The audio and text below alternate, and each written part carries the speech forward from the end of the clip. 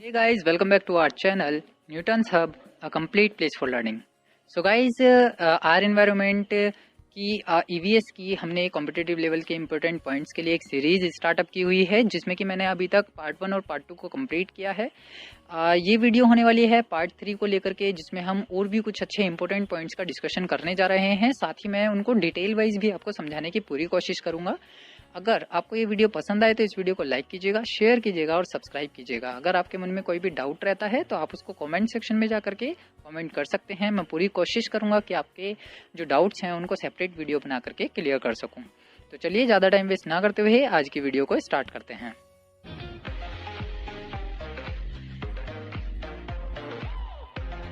The act of wild life conservation कब बना था?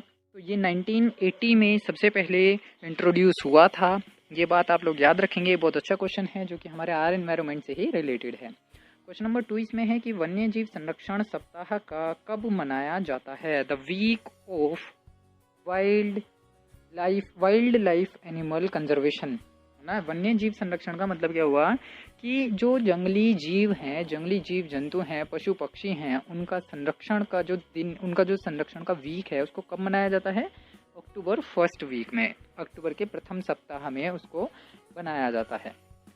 प्रश्न नंबर 3 इसमें है कि भारतीय गण अनुसंधान संस्थान स्थित है। भारतीय गण अनुसंधान मतलब कि जो इंडियन शुगर केन सेंटर है वो बेसिकली कहाँ पर सिचुएट है? उसका ऑफिस दैट इज लखनऊ, वो लखनऊ में स्थित है। देखिए, ये जो वन्य संरक्षण अधिनियम है के अंदर पर्टिकुलरली आप नाम से समझ गए हैं कि इसमें हम वन्य जीवन यानी कि जो हमारे फॉरेस्ट कंजर्वेशन की है उसका एक एक्ट था, the act of forest conservation है ना, जो कि 1980 में आया था। वन्य जीव संरक्षण सप्ताह का मतलब एक पर्टिकुलर 7 डेज के लिए वन्य जीवों को कंजर्व करने की कोशिश की गई थी। कंजर्व करने का एक रूल यानी एक एक्ट लागू किया गया था जिसको वन्य जीव संरक्षण सप्ताह के नाम से जाना जाता है। अगर भारतीय गन्ना अनुसंधान संस्थान की मैं थोड़ी सी आपको डिटेल देने की कोशिश करूं तो इसका इंग्लिश में एक शॉर्ट फॉर्म होती है IISR, यानी कि Indian Institute of Sugarcane Research Centre. IISR centre के नाम से ये क्वेश्चन पूछा जा सकता है। Indian Institute of Sugarcane Research Centre, जो कि कहाँ पर स्थित है? लखनऊ में स्थित है। इसकी जो स्थापना हुई थी वो 1952 ईस्वी में। सबसे पहले जो इसको स्थापित किया गया था, एस्टेब्लिशमेंट की हम बात कर रहे हैं, सन 1952 ईस्वी में इसका एस्टेब्लिशमेंट किया गया था। एस्टेब्लिशमेंट किसके द्वारा किया गया? देखिए, 1952 ईस्वी में एक तत्कालीन भारतीय केंद्रीय गन्ना समिति थी। 1952 ईस्वी में एक तत्कालीन भारतीय केंद्रीय गन्ना समिति थी, यानी कि एक पर्टिकुलर एक शॉर्ट टाइम पीरियड के लिए उस समिति का संगठन हुआ था, उसको गठित की गई थी। तो 1952 ईस्वी में उस केंद्रीय गन्ना समिति ने ये डिसीजन लिया था कि इसका जो सेंटर है उसको लखनऊ में तैयार किया जाए, लखनऊ में उसके सेंटर को बनाया जाए।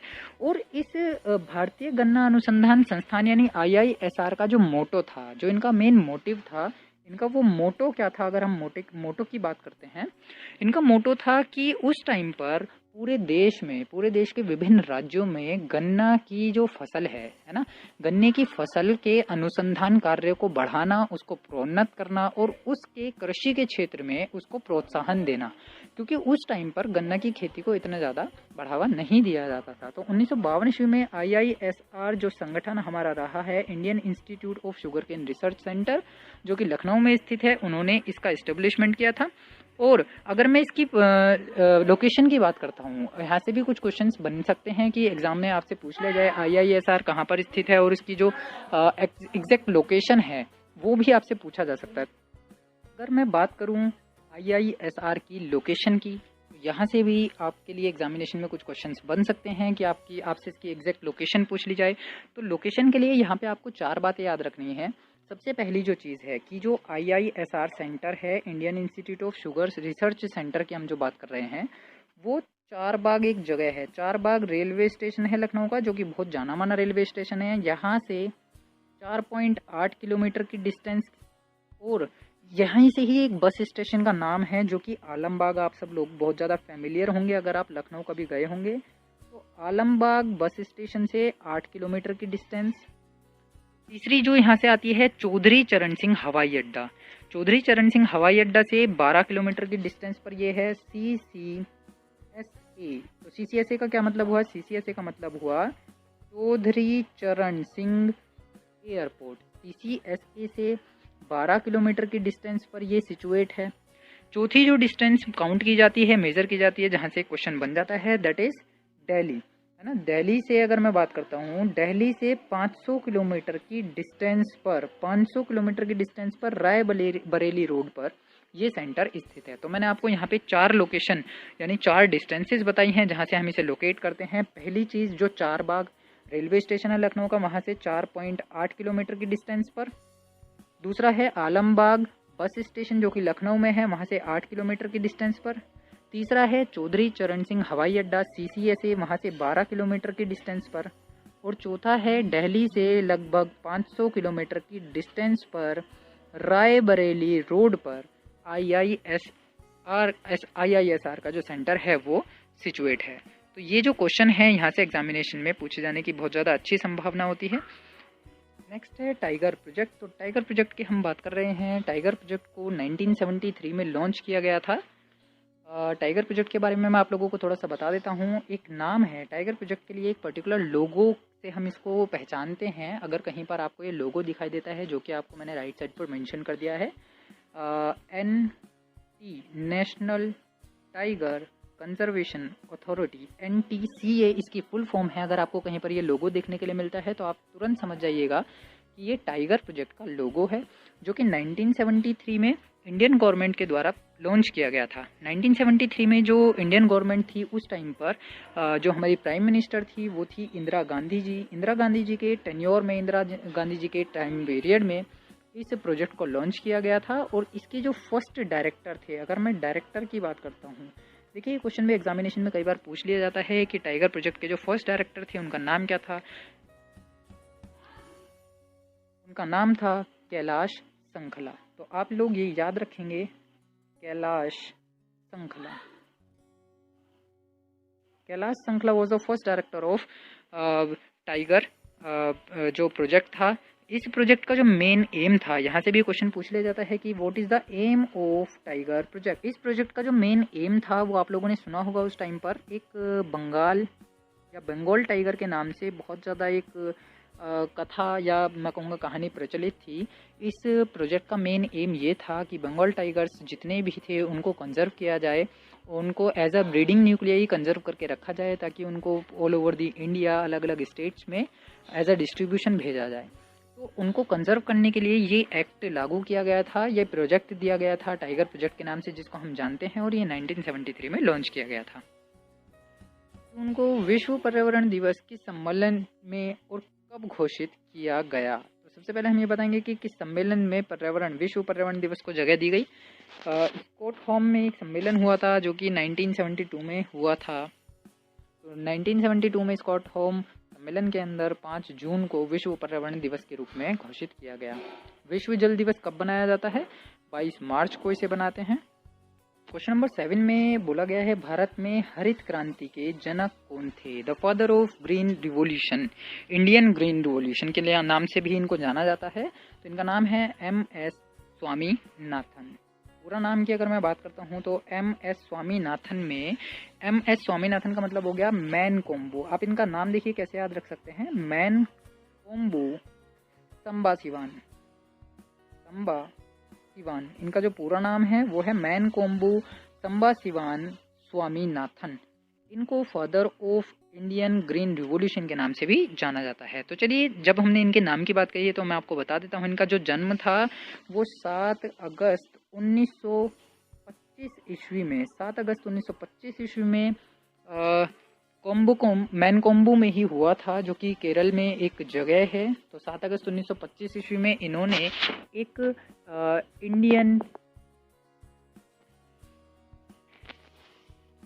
इंडियन जेनेटिक्स के घर में जन्म लिया था, जिनका इंडिया की ग्रीन रिवॉल्यूशन में एक बहुत अहम योगदान रहा था। तो साथ ही मैं आप लोगों को बता देता हूँ कि जो MS स्वामीनाथन थे वो किस लिए चाल चलन में थे, किस लिए इनको इनके नाम से इतना जाना जाता था। इन्होंने एक फाउंडेशन को फाउंड किया था उस फाउंडेशन का नाम क्या था? उस फाउंडेशन के नाम के लिए यहाँ से क्वेश्चन आ जाता है कि एम एस स्वामीनाथन ने जो फाउंडेशन फाउंड की थी उसका नाम था M S Swaminathan research foundation. तो इन्हीं के नाम से उस फाउंडेशन का नाम पड़ा था M S Swaminathan research foundation. इनके इस फाउंडेशन का जो मेन पर्पस था, जो मेन एम था, या मैं कहूँगा जो विज़न था, वो ये था कि संसार को पॉवर्टी और जो हंगर है उसकी जो रेखा है उससे ऊपर उठाया जा सके। इनका कुल मिलाकर के जो मेन पर्पस था फाउंडेशन बनाने का वो ये था to get rid the world from the line of the poverty and the hunger, ताकि जो पूरा संसार है वो भूख से और गरीबी की रेखा से थोड़ा ऊपर उठ सके। सन 1972 से 1979 तक, ये आप ईयर को याद रखेंगे, यहाँ से अच्छा क्वेश्चन बन जाता है कि 1972 से 79 के बीच ये as a director general of Indian Council of Agricultural Research ICAR के डायरेक्टर जनरल की तरह भी इन्होंने काम किया था। 1972 से 1979 के बीच में Indian Council of Agricultural research के डायरेक्टर जनरल के पद पर इन्होंने काफ़ी भार संभाला और अपना बहुत ज़्यादा योगदान उसमें दिया। ईयर 79 से 1980 के बीच में, यानी कि पूरे एक साल तक इन्होंने मिनिस्ट्री ऑफ एग्रीकल्चरल में एज अ प्रिंसिपल सेक्रेटरी के पद पर भी कार्य किया। तो ये दो चीज़ें जो आप लोग बहुत अच्छे से याद रखेंगे। साथ ही मैं आप लोगों को अभी बताता हूँ कि इससे आगे का जो कार्यकाल इनका रहा है, उन्होंने किस किस पद पर कार्यभार संभाला था। 1982 से 1988 के बीच में, इस बीच में ये इंटरनेशनल राइस रिसर्च इंस्टीट्यूट के भी एज अ डायरेक्टर जनरल इन्होंने काम किया। 1982 से 88 के बीच में, जो आप लोग याद रखेंगे IRRI, international rice research institute के डायरेक्टर जनरल के पद पर इन्होंने अच्छा कार्यभार संभाला। और उसके जस्ट बाद ही 1988 में इनको international union for the conservation of nature and natural resources के प्रेसिडेंट के पद पर चुना गया। तो ये इनके कार्यकाल की कुछ ऐसी प्रस्तुतियां हैं जिन्होंने अपने कार्यकाल में, अपने जीवन काल में बहुत ही अहम योगदान दिया था भारत के लिए। और अगर मैं इनके अवार्ड्स की बात करूँ तो इन्होंने अपने जीवन काल में 1961 से लेकर के 1989 के बीच बहुत सारे अवार्ड से इनको नवाजा भी गया है, जिसमें कि पद्म श्री, पद्म विभूषण, पद्म भूषण, इस टाइप के बहुत अच्छे अच्छे अवार्ड्स सम्मिलित हैं। तो गाइज, अगर आपको ये वीडियो पसंद आई हो, ये सारे पॉइंट्स आप लोगों को पसंद आए हों, अच्छे लगे हों, तो इस वीडियो को लाइक कीजिएगा, अपने फ्रेंड्स के साथ शेयर कीजिएगा। और अगर आप फर्स्ट टाइम इस चैनल पर आए हैं तो इस चैनल को सब्सक्राइब जरूर से कीजिएगा। और साथ ही उसके बराबर में बेल आइकन आपको मिलेगा, ऑल पर उसको प्रेस कर दीजिएगा, ताकि आपको आने वाली हर वीडियो का नोटिफिकेशन सबसे पहले मिलते रहे। मैं मिलूंगा आपसे नेक्स्ट वीडियो में नेक्स्ट कुछ इंपॉर्टेंट पॉइंट्स के साथ। तब तक के लिए आप लोग पढ़ते रहिए, बढ़ते रहिए। टाटा, बाय बाय, सत श्री अकाल, शब बखैर।